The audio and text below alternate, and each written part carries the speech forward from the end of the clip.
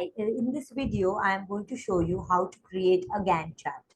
A Gantt chart is a popular chart which is used in order to illustrate a project schedule. Now, in Excel, we do not have a ready-made Gantt chart, and hence I will be using the if condition along with the and condition, and I will be using the conditional formatting option in order to show you how to create a Gantt chart from scratch. Over here, I have certain activities and they are named as activity 1 to activity 10. This column, column C, has the start date of my project. Column D has the end date of my project. Using column B and C, I have subtracted the two and I have calculated the number of days the project was in progress for. And then column F is the status of the project, depending whether the project has actually been completed within that duration or not. Some of the project status is complete, while some of the project status is incomplete. So let us get started. I'm going to begin with an equal to sign and I'm going to write the if condition. I'll write if, open bracket. Then I will write the and condition. Now, once I write the and condition, within the bracket of the and condition, I will write a condition which says that if this value, that is G3, is greater than the start date and the same value G3 is less than the end date, then you pick up the status from here as complete or whatever the status is. And if not, in that case, we use a blank cell. That is your false value. So select this particular cell. Now, if you notice, I'm going to write the formulae in only one cell and then I will horizontally and vertically drag it. So for this purpose, I will be using something which is called as referencing, and I will be using the dollar sign in order to make certain cells locked and in order to lock certain columns and in order to lock certain rows. Now, if you see the data of G3, G2, sorry, the data for G2, it is in G2, then it goes to H2, it goes to I2. So if you see, 2 is the constant factor, that is the row 2 is fixed. So I will put dollar before the row. Is greater than, and I will select the first start date. Now, if you notice, all the start dates are in the same column, but the rows keep changing. So for this purpose, I will put dollar in front of the C column. So dollar $C and 3 in order to lock the column of the start date. Comma as a separator, and the second part of the formula will be again G2.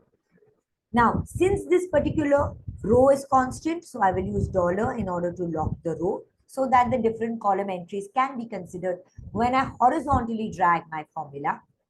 Is less than sign, and I will take the end date.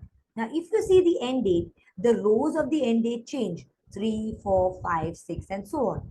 But the column is the constant factor, so I will lock this particular column. Once I have made my necessary changes here, I will close the bracket. Comma, now is the time when I will specify my true value. That is my value if true. So if this particular condition is fulfilled or if it stands true, that means both of them which are put in the bracket, if both of them stand as true and both of them are fulfilled, then they should pick up the status from the status column. Now, if you see the status, they are all in column F, but the row will keep changing. So since the column is the constant factor, I will use dollar here to make the column constant, comma as a separator. And for the false value, I'll put in a blank cell. So how do you get a blank cell? Open inverted commas, space bar, and close inverted commas. Close the bracket. Press enter. Now this particular cell is blank, but now since I've used the dollar sign and I've locked the respective rows or columns, I can safely drag this to the side and I can drag it downwards as well. Now what I will be doing is the first step is done, which is the formula step. Now let us go and apply conditional formatting to it. So I'll go to the conditional formatting. I will go to highlight cells and I will say is equal. I will write complete. That means I'm looking for the text complete and I want it to be filled with a custom format, and I will choose a particular color for the fill and I will choose orange color and I will say okay. Now let us go and give a conditional formatting. That is my second rule for the text incomplete. So I'll go back to conditional formatting, highlight cells equal to, and I will write incomplete. And here I will again go and say custom format for fill, and I will take a green color.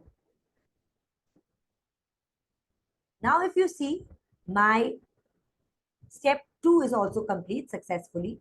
Now what I will come over here and I will say no border. Then I will go and change the border color from the line color to white. And then I will say all borders. So I've got this border kind of a thing. But I want the text to go away. For the text to go away, I will go to number and I will go to custom over here from format cells. Now, if I use 3 semicolons, it will remove the text. Okay, so it will remove the text from these cells and these cells will appear to be blank but with a fill in it. So 3 semicolons and say okay, and you see the text has gone away.